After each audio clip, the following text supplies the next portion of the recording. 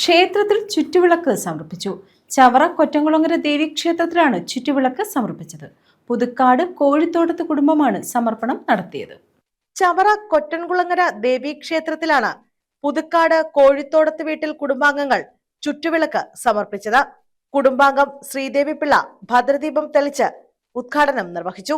President Rajeev ചന്ദ്രൻ, secretary Rajasekharan Pillai, Kishore, Anilal, ചന്ദ്രൻ പിള്ള, അരവിന്ദാക്ഷൻ പിള്ള, ജിഷ്ണു, വിജയകുമാർ, നന്ദകുമാർ, മോഹനൻ പിള്ള, രാജേഷ്, സന്തോഷ് കുമാർ, രാജേഷ് തുടങ്ങിയവർ പങ്കെടുത്തു. നമ്മുടെ ക്ഷേത്രത്തിലെ ചുറ്റുവിളക്ക് കാലക്രമേണ കൊണ്ട് ഇത് ദ്രവിച്ചൊക്കെ ഇരിക്കുകയായിരുന്നു.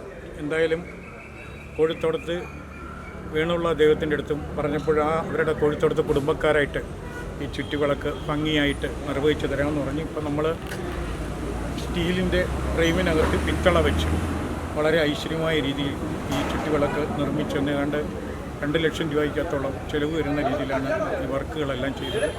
ഈ വർക്കെല്ലാം നല്ല രീതിയിൽ നമ്മുടെ ഒരു ഡയറക്ഷനോട് കൂടിയാണ് സെക്രട്ടറി എന്നുള്ള നിലയിൽ ഈ വർക്കുകളെല്ലാം ഭംഗിയായിട്ട് നിർവഹിച്ചത്.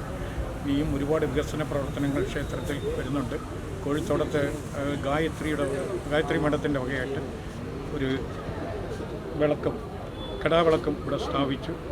പിന്നെ ദേവസ്വം ബോർഡിൻ്റെ വകയായിട്ട് ഒരു 8 ലക്ഷം രൂപയോളം ചിലവാക്കി 5 ബ്ലോക്കായിട്ട് ബാത്റൂം ശരിയാക്കി. News bureau, Chavara.